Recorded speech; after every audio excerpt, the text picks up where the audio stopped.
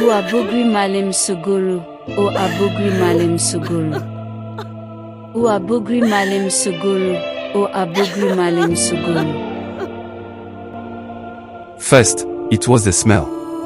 Sweet, but rotten. Then someone noticed the bark was wet. The tree where Aburi died was bleeding. I never wanted to go back there. Not after we found him, hanging from that very tree deep in the forest behind the village. Not after we buried him in the dirt near its roots, just like the elders told us. But some years later, everything changed.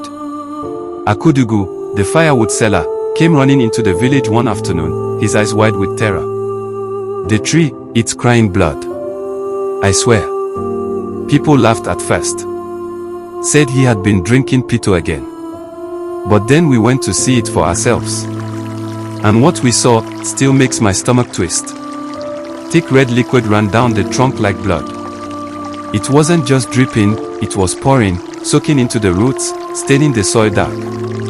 And the smell, it wasn't normal. It was sweet, like fruit left in the sun for too long, but underneath, there was something dead in it. Something foul. Someone said it was just sap.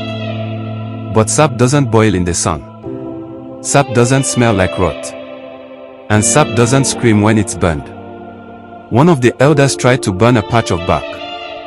The fire went out instantly. And then we all heard it, a loud wail, like a child crying far away in the forest. But no one was there. That night, the village changed. Dogs barked at nothing. Babies cried in their sleep. 3 people fell sick, boils on their skin, strange rashes on their necks. One of them was the man who tried to burn the tree. The oldest elder gathered us in the square and said only one thing. The boy's spirit is trapped. That tree holds his pain.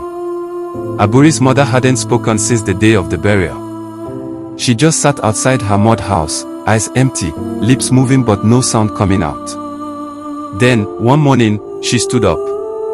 No one stopped her. She walked barefoot into the forest. She touched the tree. She pressed her ear to its trunk and whispered something we couldn't hear. The bleeding stopped. The tree went dry. But it never grew leaves again. And if you stand there at night, just close enough to feel the wind, you'll hear it. A soft, steady sound, like a heartbeat coming from inside the wood. They say the tree doesn't forget. And neither do we.